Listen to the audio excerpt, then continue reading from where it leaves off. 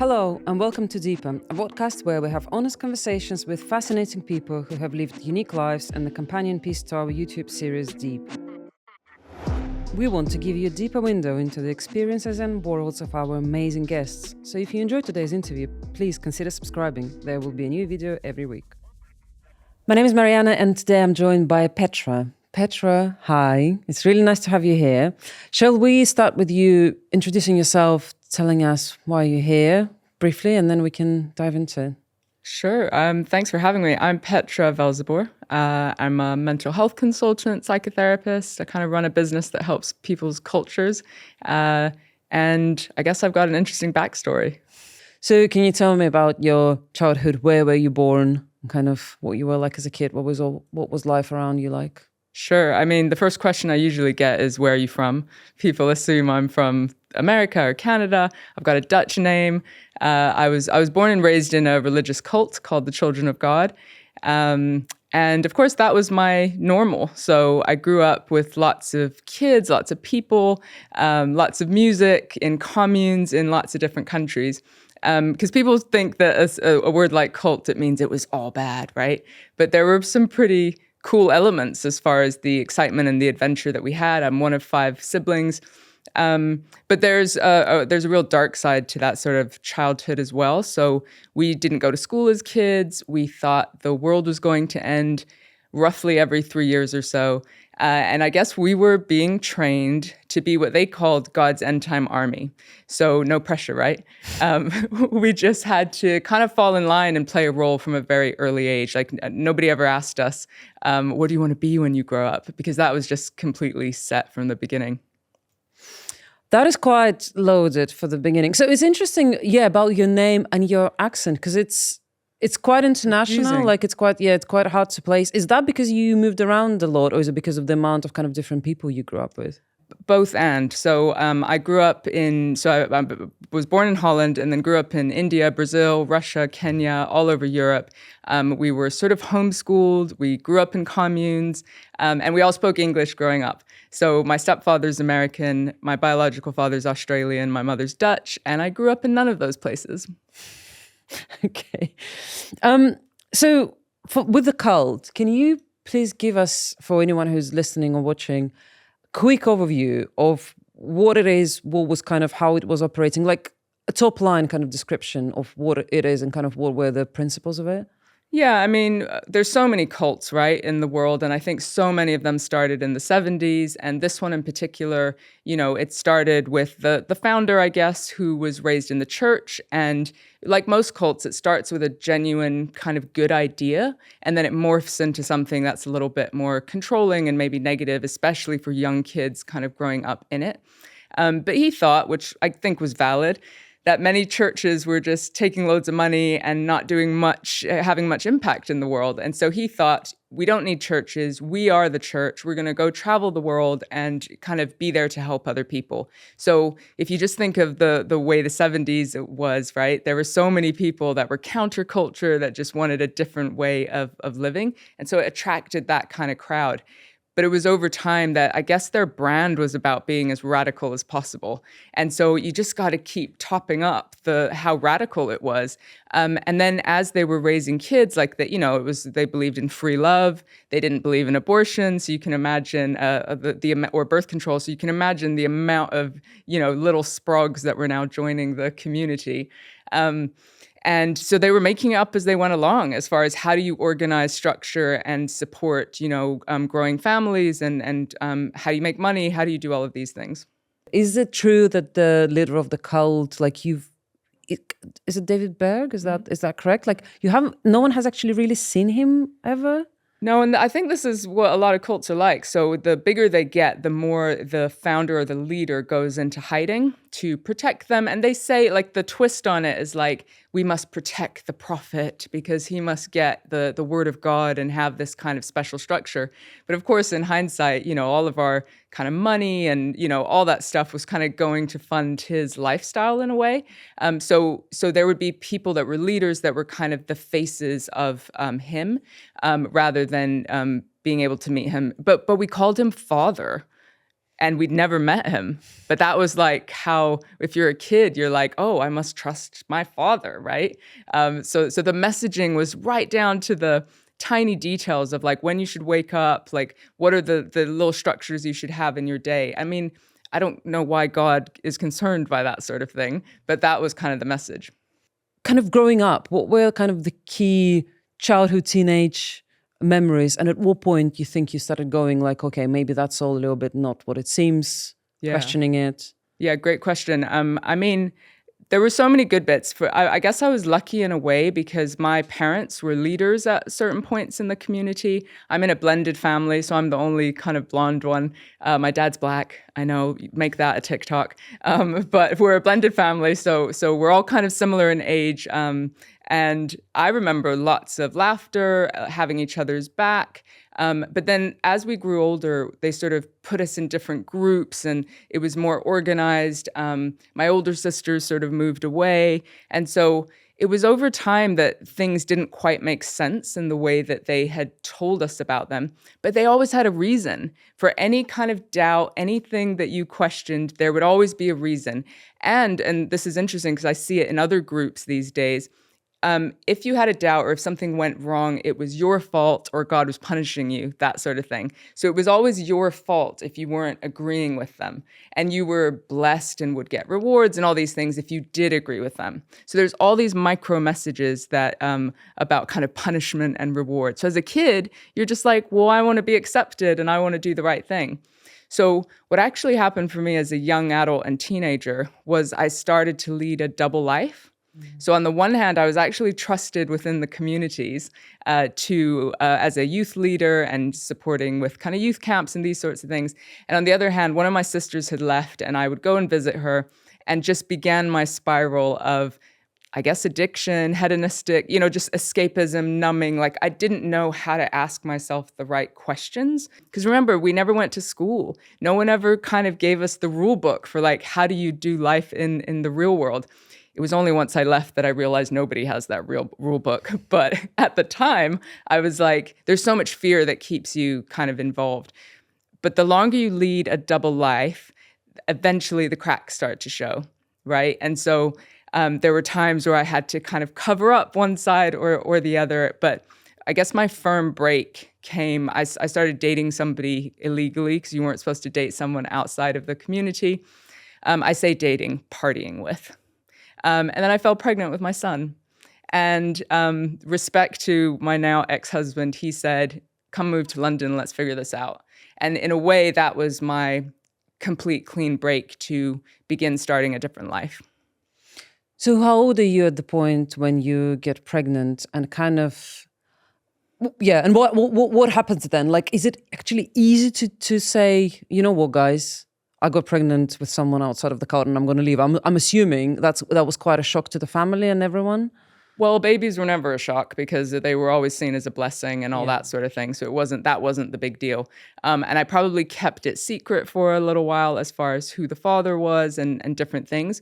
But I don't know, people assume, because they often ask me, how did you escape, right? And so they sort of imagine that it's like a prison, like there's walls and we've got to plan an exit or an escape. And in a way, I wish it was that simple, right? Because if you think of these prison movies, right, they plan this escape and then once they get out, they're free and that's it. That's the beginning of kind of the next bit of their story. But for us, you could leave at any time. There are no walls, right? The walls are completely in your head because it will be after you leave. Anything that goes wrong, you have internalized that it's your fault, that God is punishing you or you went the wrong way and therefore bad things are going to happen. So it's really a mental health piece and a journey of freedom for many years after you actually physically leave. And so I had two choices. Once they found out the full story, I could either go what they called probation for 6 months, where I would basically, and I was trusted as a leader and had really invested a lot, I guess. But they were like, one strike, you're down at the bottom. So I had this choice to either be like, okay, start at the bottom because of a belief, or it was seen as what I call a disruptive opportunity. It doesn't feel like an opportunity at the time, but I thought, well, let me give this a shot over here and see what happens. And so the probation means that you kind of go like, okay, I admit I made a mistake. I'm going to stay in the cult and I'm going to behave. Yeah, but then you kind of get demoted from any responsibilities that you had. You have to read all of their kind of propaganda again. Like there's these tick boxes you have to do in order to prove your worth again. Right. And so you obviously made a decision to break free, kind of, Yeah. and leave. So what was it like? Was it shocking to be fully immersed into life outside of the cult? What were kind of your first? Well, it's funny because I guess I'd gotten so good at wearing masks and adapting to different environments, right? Right from when I was a kid straight through to being an adult, that you almost don't even realize you're doing it. You just adapt to another mask. And what you do is you observe who's around you and you go, they must be normal and be living a normal life. So I'll mimic their behaviors and then I'm going to fit in, right? That's what I did for a good long while. I still kind of held on to a nuance of a belief. I was now in an Italian Catholic family, hilarious, trying to mimic what their version of normal was. And then, of course, I have a kid, right? And so I've cut myself off from my family, from people around me, from support. And it wasn't because I had to, like they weren't completely cutting me off at that time. But it was because I needed to learn to think for myself. And so I was like, I need to get rid of every influence around me. Not, of course, I didn't realize that I was just jumping into a different set of influences, right? But that's what I needed to do. So now I really think it's my duty to raise my son in the right way, whatever that is. And that's when the real trouble began, in a way, because that's when I then had a daughter 2 years later and was just working very hard to pretend that everything was okay. And I spiraled into deep depression, intense alcohol addiction, put myself and my kids in harm's way, in risky situations. And I didn't have any tools to deal with who I was. I wasn't really made to be a stay-at-home mother, but that was my only option. I didn't have an education or anything like that. And so people don't realize that when you've experienced trauma, it's stacking up, it's stacking up, it's stacking up. But when you're in the environment, it's not safe to release it or for all of that stuff to happen, right? It's when you leave and when you're in a safe environment that suddenly that people are like, but you're fine. Like, what's wrong now? And that's when you kind of spiral and everything falls apart. And kind of, I mean, it sounds horrible, and it sounds horrible. Not like it doesn't like it sounds horrible. It sounds like I feel very sorry for you because like it's the I think so vulnerable when you have a small children, when you have two small children, you're already kind of vulnerable because of that, and then also to have all of that kind of emotional baggage and kind of going through all of that. So it does sound like a lot. Do you think you realized at the time that you were basically processing what was happening with you in the childhood and kind of the cold background, all of that? So you were just kind of just you're in survival. There's no concept of what is actually happening to you, and you just have to put one foot in front of the other, keep adapting, keep adapting, keep adapting. But the rules that worked to get you to this point are not going to be the habits and the skills that are going to get you to the next point. So for many of us, we've had to hit those rock bottom moments where it gets so extreme that you have to begin the journey of learning, developing yourself, and changing yourself. Because what happens is it's very easy, and this is what happened to me, you get stuck in a victim mindset. You're like, my parents this and the cult this, and you can tell people that story and they'll agree with you. So you'll surround yourself with people that go, yeah, of course, right? But if you keep surrounding yourself with those people, well, you kind of stay stuck. And so at what point is it okay to be a victim and be like, well, that's why I am this person? And at what point do you go, I am going to repeat cycles of abuse to my own children if I don't wake up and do something about it? What was because you had a husband, did he recognize any of, did he kind of help? Did he see what happened to you? Yeah, I mean, I'll always be grateful to him in his own way for, I'm luckier than some people. I had a secure base, like he went to work and we had a house and a place, we had this life, which so many people from my generation didn't have. That they had kids and just didn't have that backup. So I'll always be grateful to him for the practical support. But he didn't understand what was happening either. Remember, we met kind of partying, right? Like that's not really the foundation to really work through some of these things.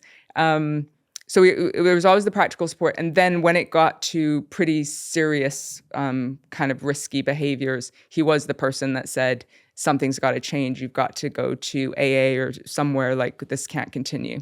So he was definitely a mirror to what was happening. Do you think having children kind of, there's obviously been trauma and all of that, but do you think having children was kind of like something that was a catalyst to kind of to all of that, to open up and to get to that kind of severe state which you were describing? I mean, now in hindsight, you know, my son's 20. It's been a little while. In hindsight, I can see that that having him was definitely a catalyst to change my life. But at the time, I resented them. I was like, if I didn't have them, I could be in school, I could be doing these different things, but now I realize that if I didn't have them, I might be dead from alcohol addiction. That's what I know now. Yeah, because you might have never kind of had the reason to change the life and to keep going. So if you don't mind me asking, and I mean, you don't have to answer if you don't want to, but how severe did it get? Like, to what point? What was the severity of the things you went through? Yeah, I mean, I was suicidal. There were times when I just wanted things to end. I put myself in situations that I didn't know where I was. I remember losing my car, like driving under the influence. I remember waking up and be like, oh, like my clothes would be ripped, and I'd look outside and be like, did I drive? And I'd look to see if the car was there. And then if the car was there, I'd go outside and see if I'd killed anything. Like I'd be like, let me look at the bumper, let me check this out. I know. I remember once I lost the car and I was like, where did I go? I was like, it's like the shame sweat, like trying to retrace your steps as far as what might have happened. And there was times when my kids were either under my care or something like that. So I remember there were probably 2 or 3 like more severe rock bottom moments. And then for some reason, there was this one day where I woke up and it must have been 6 a.m. My kids were asleep. And I kind of looked at the ceiling. I was in bed. I was staring up. And I thought, this is it. I thought, I can't do another day. And it's like when you wake up with that dread and that heaviness, I mean, there's nothing quite like it. But for some reason, so I kind of in my head thought, I can't do another day. Like, this is it. And for some reason, a second thought came into my head. And the second thought was, I'm going to postpone taking my life for 1 year. I don't know where that thought came from. And as a psychotherapist now, that's certainly not advice, right? Don't give yourself a time limit. But hey, if it extends things, you know, why not? But for some reason, that timeline just came into my head. And so I thought, okay, I've got nothing else to lose. It was almost like I had an exit strategy. And so I thought, let me experiment with all the things people said can help you be mentally healthy or look after yourself. So I really treated my mental health journey like a scientist. I'd go, I'm going to test meditation. I'm going to test exercise. I did go to AA, and for me, alcohol was directly linked to my depression.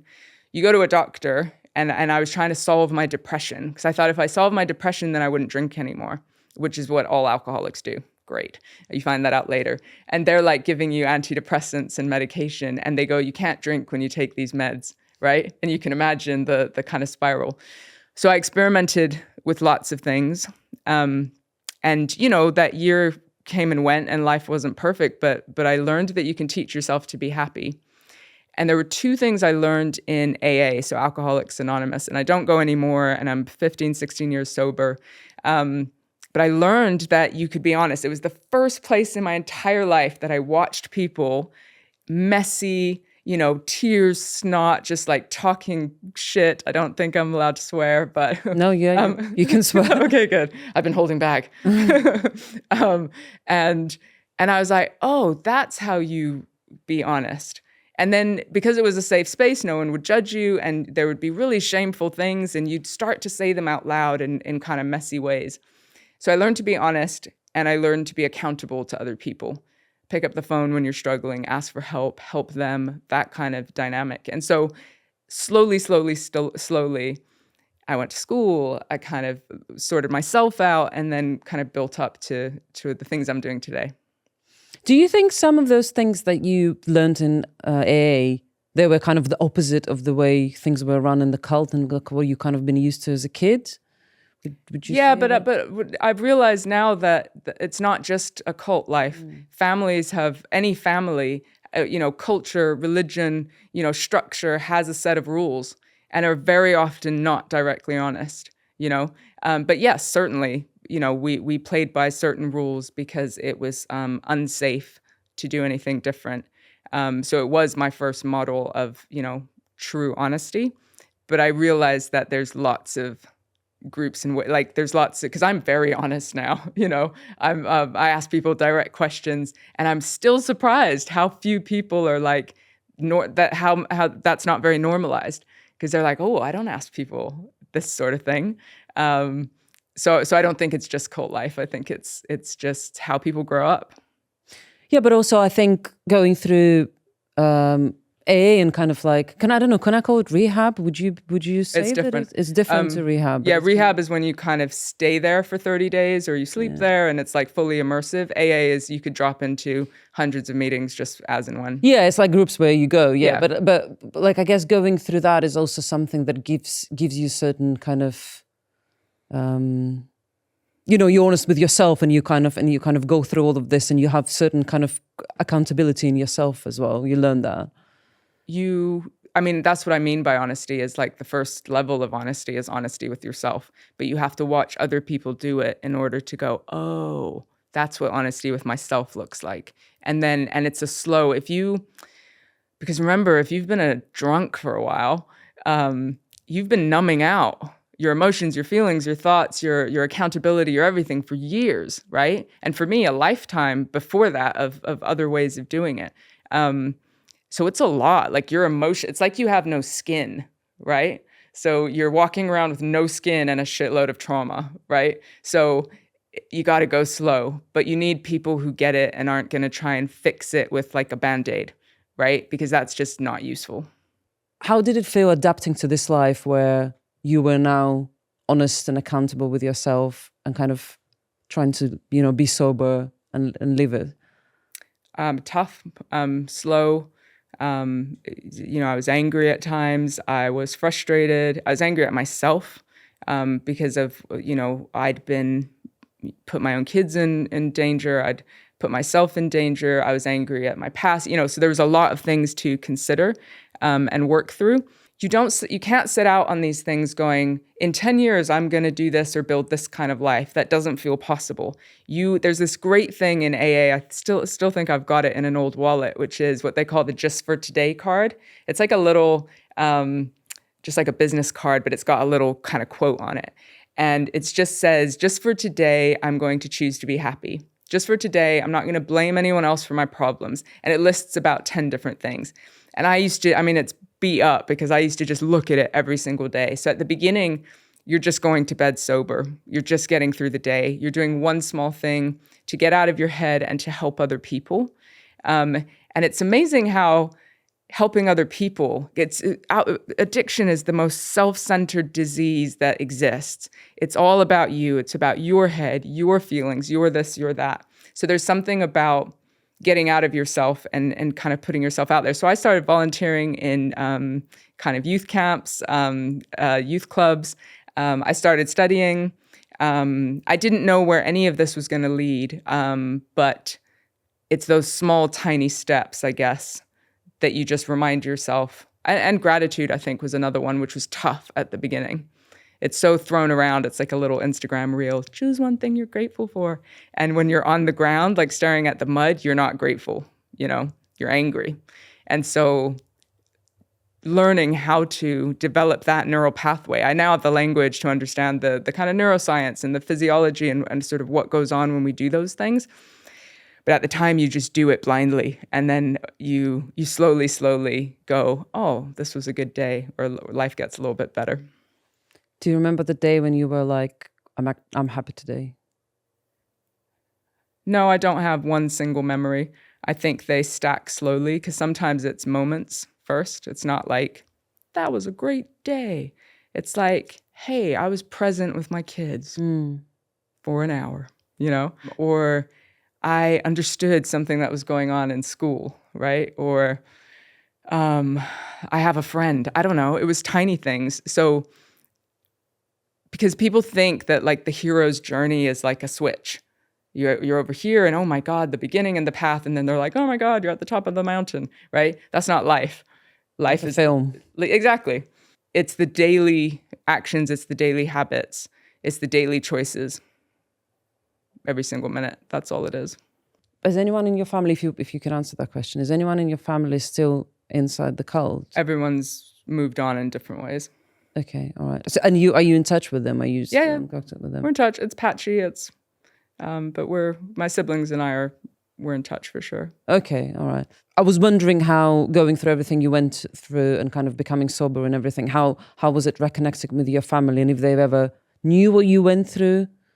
Did you ever talk to them about it? Yeah, I mean, everyone left at different times. Everyone has a different story, a different journey, and a different experience, even being in it, being out of it. Like, you can be in the same family and have a completely different experience. They knew I was an alcoholic because I was pretty mean, you know. I was, I made people know how angry I was.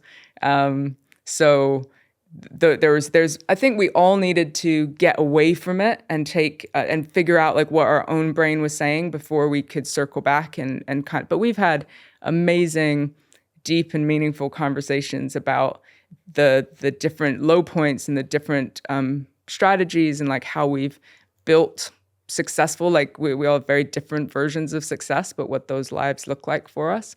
But I guess the bit that feels tricky or lonely is that you can't go back. Like, I know this is going to sound a little bit crazy, but we almost feel like refugees in the sense where there's no home to go back to. There's no country to go back to and be like, this is where I grew up. These are the signposts, right? There's nowhere to go back to. And I know that sounds like you're probably thinking, well, isn't that a good thing? And you're like, well, it is, but that was also our culture. That was also, as crazy as it was, those were the memories we had and the people who had the shared experience, you know? So there's something that will always be sad about that. And it's still really hard to integrate, still, you know? We've created pockets of integration, but the things that people find important, we're like, why is that important to people? Like because I guess we grew up with so much meaning and purpose from such a young age. So to see, people obsess over stuff and to see people obsess over, external markers of success, it's funny. We almost observe it from the outside and just, it's hard to belong fully. Like, it's interesting. It still kind of lingers and you still feel like do you still feel like you haven't 100% kind of adapted to the life? No, I've adapted. I mean, I run a business. I'm in the mental health space. I've got a master's degree. So there's all these little pockets of connection that I've built over time. But the deepest and most meaningful ones are still going to be people from my generation that grew up like me. We just get each other without needing to explain it. And so we have to explain ourselves a lot, So it's always like when people say, where are you from? You do a quick clocking in your head and you go, am I going to do the 1 second version or the like, how much time have you got? But I also realized that lots of people feel like they don't belong. That's what I realized. Like a lot of the things that I've put to cult life are just human neuroses as well, which has been interesting to discover that people have had much worse lives than me or much different trauma. Like everyone's got a story, but it's when you start telling your story that people go, oh, here's my story. Mm-hmm. And you go, oh, we were connected through our stories, and lots of people feel like an outsider in their family or not fully understood. It's kind of the human condition. Do you think that sense of not belonging is one of the reasons for the addiction that you had? Or do you think that it was just a kind of a combination of many? I think that simplifies it too much. I've discovered that there's addiction on my biological side of the family. So I realized a bit late that there's a genetic component as far as I can see it. I didn't grow up with that side of the family, but there's a number of them who kind of struggle in that way. So that's interesting. But they do say, if you see Dr. Gabor Mate's work about addiction, he talks about just trauma, affecting people. And then if you've got the trauma activates the gene, that means you numb out in that way. Because none of my other siblings experience addiction. You're an adult now. You kind of, I guess when you were adults, we kind of look back at our parents and kind of, we can analyze things they've done. At least that's what I've done. And now looking back, can you understand what attracted your parents in the cult? Why they kind of... Yeah, of course. And what do you think the techniques the cult used to kind of attract people and make it sound like a great idea to join? Well, first of all, I don't think the cult had some grand manipulative, evil, 20-year plan to ruin a generations of young kids. I don't think they did that. I think David Berg was a kind of a toxic human that didn't have awareness himself. And just power got to his head, and the bigger it got, the more they made it up as they went along, and the more people were part of it, right? I just think these things organically grow into something.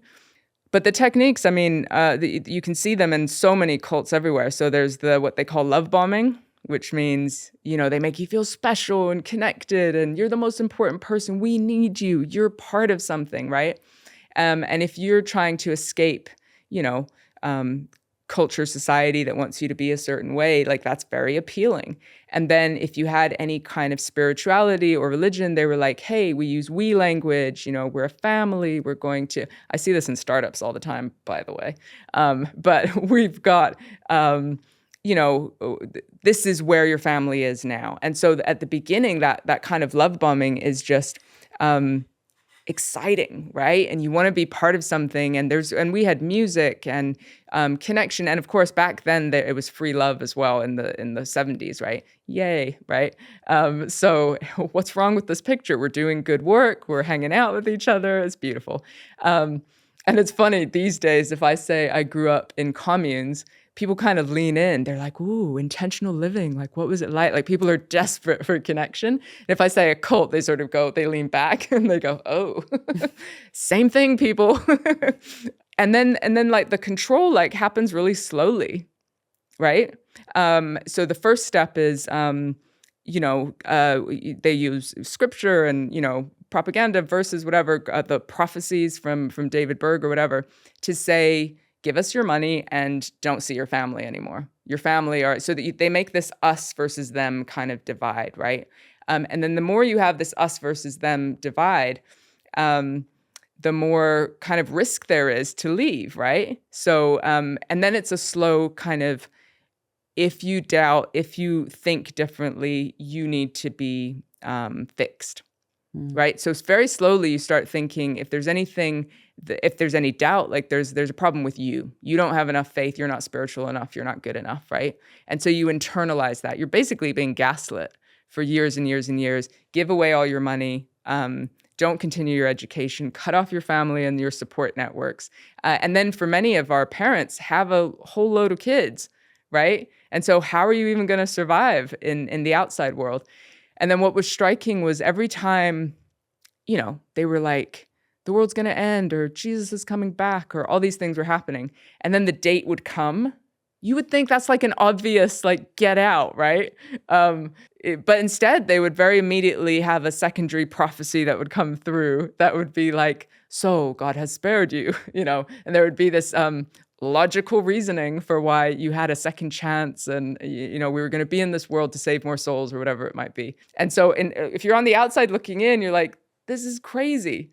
But when you're in it, you're like, well, I kind of like the music, and I kind of like, what else will I do?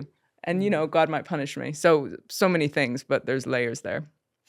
Do you think those religious cults like Children of God and stuff, do you think it's been like products of the 70s and it's kind of like a bit of a thing in the past? Or do you think they're still as prevalent now and is still kind of powerful and it's still a thing now? Something on Netflix about the TikTok. I haven't seen it. I've seen the one of the guys on our team told me he was saying about that, and he was telling us to watch it. I really want to watch it. I haven't seen it. Yeah, I mean all the things. right there. And that's a modern example of.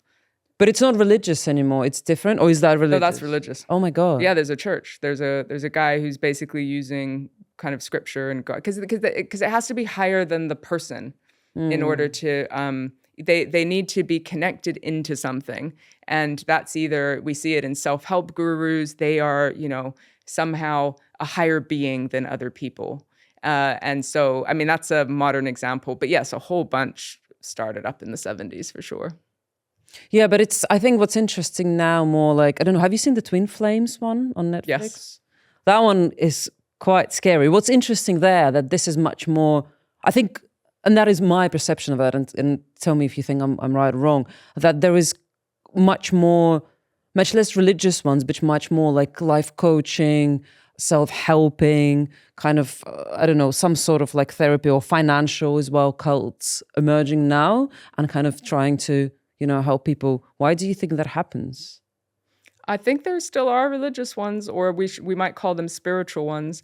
But you're right, there are a number of other ones. I think some of them it's just an obvious money scam, right? Like, let's just get as much kind of cash in order to.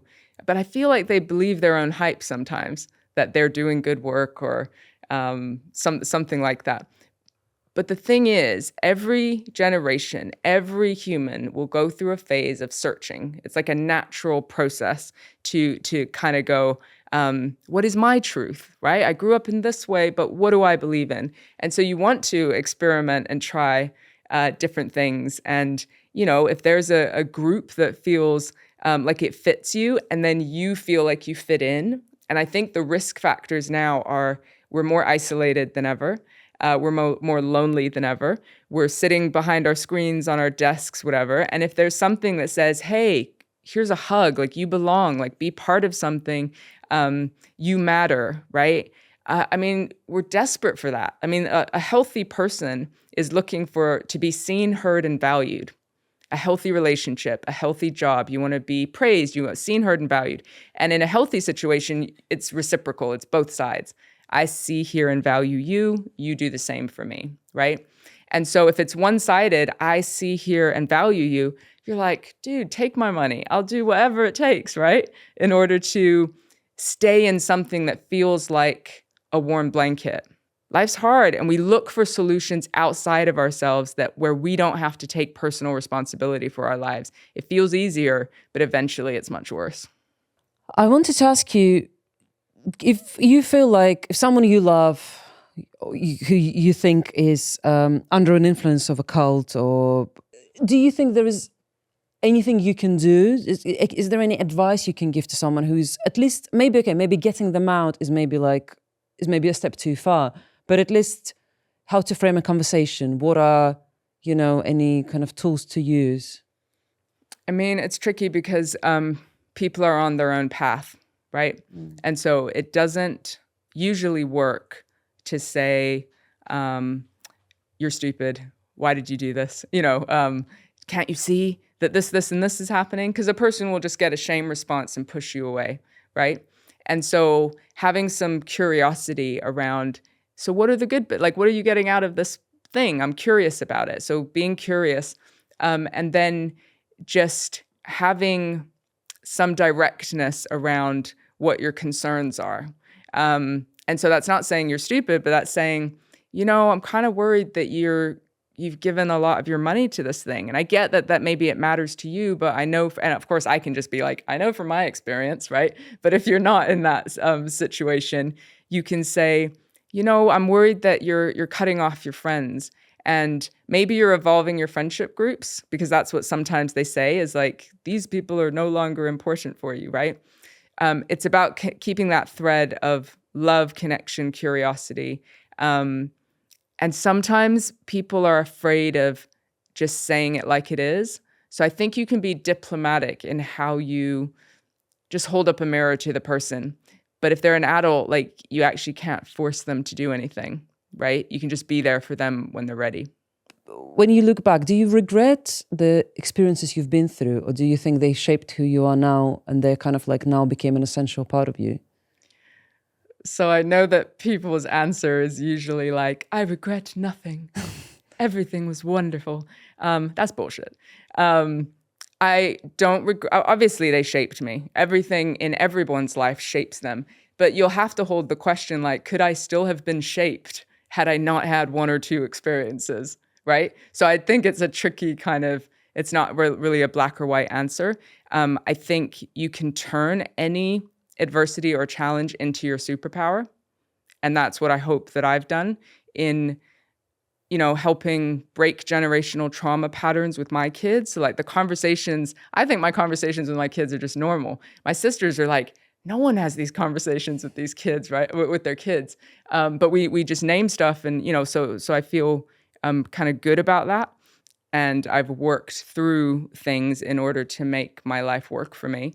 I certainly think when I stand on stages, when I work as a therapist, when I do different things, I have a deep level of empathy and understanding for what people go through.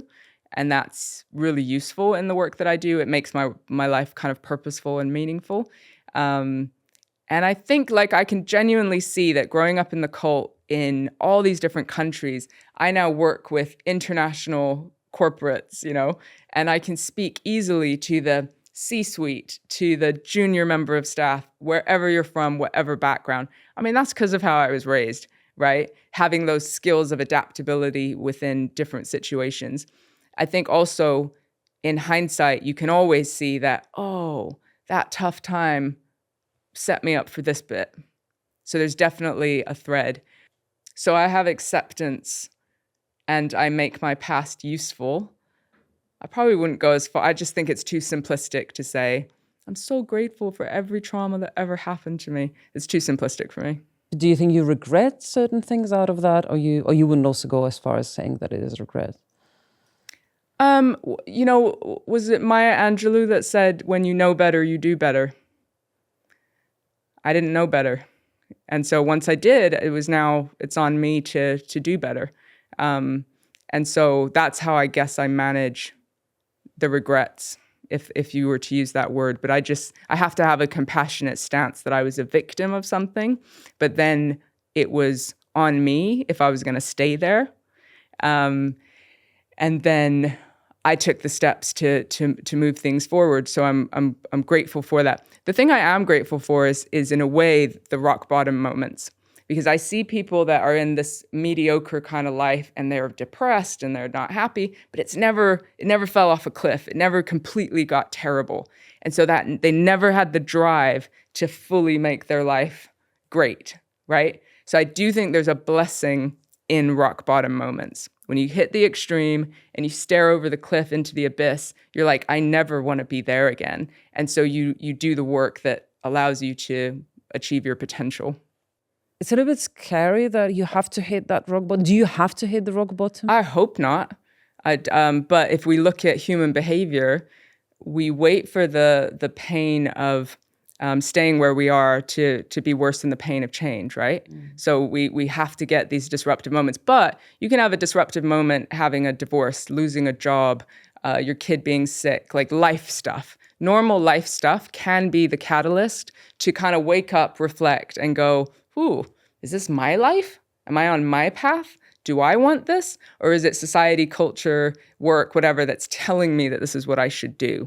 That's a common thread for people. They are not living their life, right? And I think that's one of the biggest reasons for depression and anxiety.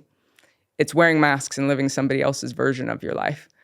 So what would be the advice then if you feel like you're feeling bad, you're not in the right place? So if you're in a disruptive opportunity, the first step is to observe how much you try and numb out the pain through social media, sugar.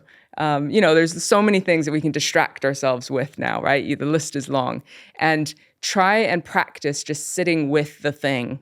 2 minutes, 5 minutes. Not forever, but just like, what am I feeling? And this is where therapy can help or coaching can help, but also just people, when you ask them how they are now, they say I'm busy instead of I'm fine, right? And so that indicates to me that everyone's so like, go, go, go, go, go. It's almost like status, right? That we don't just take a minute to be like, how do I feel? Sometimes we need to grieve a loss or a change or something like that. But then the crucial question is like, who do I want to be? Where do I want to go from here? So there are many opportunities that are long before kind of staring death in the face, right? And I wish people to wake up in those moments. Yeah, when it's not like too late or like too dark. Yeah, but I mean, my work, like the thing I'm passionate about is normalizing conversations about humanity and mental health, not when someone's struggling, but just in general. Like I'll ask someone how their mental health is, and I just met them, you know.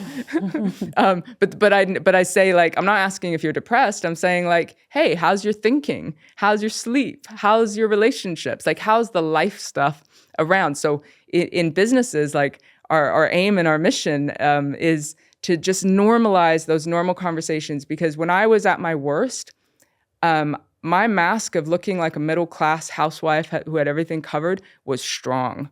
Nobody could tell, right? And so in the workplace, like the person who often takes their life is described afterwards as the life and soul of the party, the highest performer, and the person people went to with their problems. So we need to completely re-educate ourselves in like what we're looking for in supporting people and actually think, you know, how do we just normalize conversations about being human? Because that's how we create shared accountability and I guess save lives.